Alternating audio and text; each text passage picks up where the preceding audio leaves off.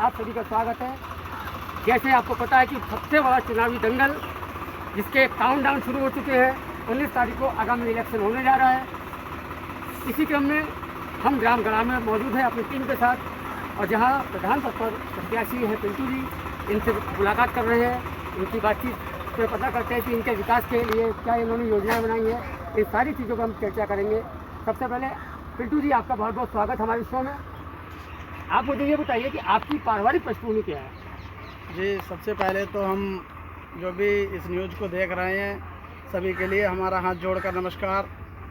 हमारी पृष्ठभूमि, हम यहीं गड़ा से ही बिलोंग करते हैं, गड़ा में ही रहते हैं, और हमारे पिताजी का नाम श्री कल्लूराम सक्सेना है और हम प्रधान पद के उम्मीदवार हैं।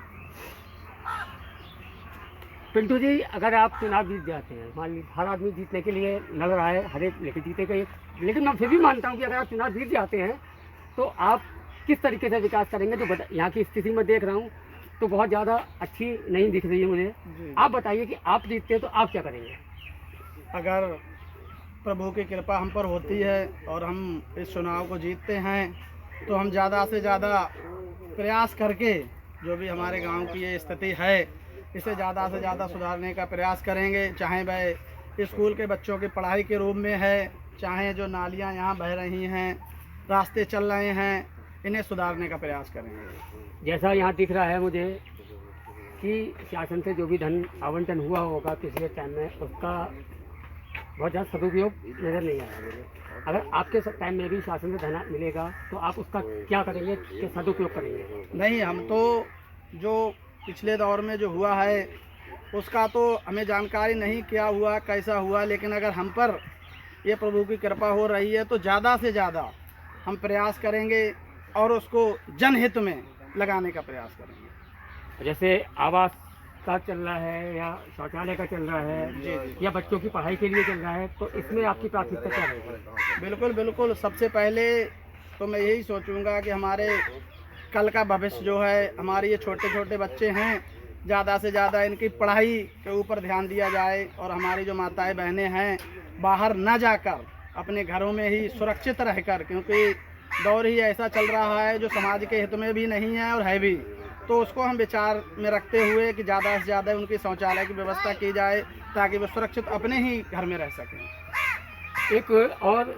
आप सभी को मालूम है, बहुत बड़ी एक समस्या या आपदा कह लीजिए 2020 में 22 तारीख से शुरू हुई थी जनता कर्फ्यू के माध्यम से, जिसको कोरोना के नाम से आप सभी जानते हैं, कोविड-19 के नाम से जानते हैं, और उसने इतना परेशान किया हुआ है आज तक कि अभी भी जिला प्रशासन ने रात्रिकालीन कर्फ्यू लगाया है और आज से 35 घंटे का लॉकडाउन भी लगा दिया है। तो कोरोना को देखते हुए क्या हमारे चुनाव पर असर पड़ेगा? आपकी क्या राय है? चुनाव को लेकर मैं सभी अपने गांव वासियों से भी और भी जहां जहां भी चुनाव होंगे, जो भी हमारी न्यूज़ देखेंगे, हम उनसे ये हाथ जोड़कर प्रार्थना करते हैं कि इससे घबराएं नहीं, बल्कि इससे बचने का उचित हम प्रयास करें। उसके लिए हम अपने चेहरों पर मास्क लगाएं और उचित जो निर्धारित की गई है 2 गज की दूरी, उसको हम अपना कर चलें और स्वयं की सुरक्षा करें।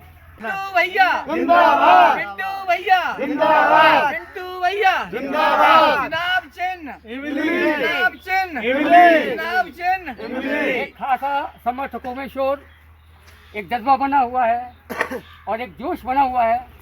पिंटू जी, आप जनता से क्या अपील करना चाहेंगे, अपने क्षेत्रवासियों से क्या अपील करना चाहेंगे इस चुनावी सरगर्मी को लेते हुए, क्योंकि काउंटडाउन शुरू हो चुका है और मतलब अंतिम चरण का एक तरीके से प्रचार चल रहा है, तो क्या कहना चाहेंगे? हम अपने आप मीडिया के लोग जो हैं, आपका भी बहुत बहुत धन्यवाद करेंगे, क्योंकि हमारी गांव वासियों में आप जो एक लहर की उमंग आप पैदा करेंगे ये न्यूज़ दिखाकर, और हम गांव वालों से भी हाथ जोड़कर सर रखकर पैरों में उनसे ही अरदास प्रार्थना करेंगे कि भाई एक बार हमको अपना अमूल्य वोट देकर विजयी बनाएं, ताकि हम अब आपकी सेवा लगातार